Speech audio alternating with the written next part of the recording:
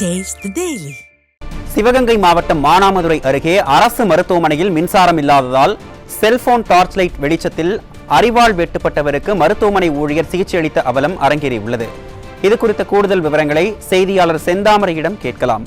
வணக்கம் செந்தாமரை, விவரங்களை பதிவு பண்ணுங்க. வணக்கம் சார். மானாமதுரை சேர்ந்தவர் பாலமுறை என்பவர் ரயில்வே ஊழியர். அவர் மானாமதுரையில தன்னுடைய விவசாய நிலத்துக்கு போகும்போது மருமன் அவர்கள் அவர் தலையில 3 பேர் வெட்டினதுல தலையில பலத்த காயமடைஞ்சு அவர் உறவினர்கள் மீட்டு மானாமதுரை அரசு மருத்துவமனையில் சேர்த்திருக்காங்க. அப்ப அங்க மருத்துவர்கள் யாரும் இல்லாதனால அந்த மருத்துவமனை ஊழியர் அங்க இருக்கக்கூடிய கடைநிலை ஊழியர் ஒருவர் அந்த மருத்துவருக்கு அவங்க பாலமுறைக்கு தையல் போட்டிருக்காங்க.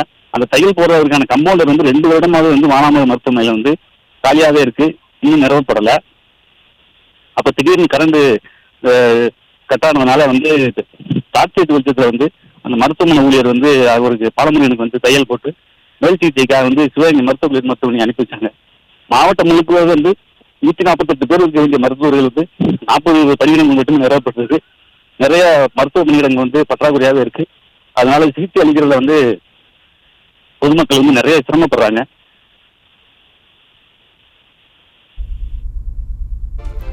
விவரங்களை வழங்கியமைக்கு நன்றி செந்தாமரை.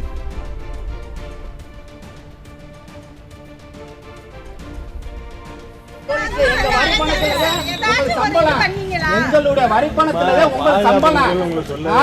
ஆனா இதுக்கு காரணம் போலீஸ் தான். போலீஸுக்கு கதவை உடைக்கிறேன். போலீஸ் எல்லாம் வேலை பார்க்கிற ஆளு காவல்துறையில வேலை பார்க்கிற ஆளு கதவை உடைக்கிறேன். அதே காவல்துறையில கம்ப்ளைண்ட் பண்ற சர்வசாதாரணமா வீட்டுக்குள்ள போயிட்டு வர்ற மாதிரி போயிட்டு வர்றேன். எல்லாம் பார்த்துக்கிட்டே இருக்கிறேன்.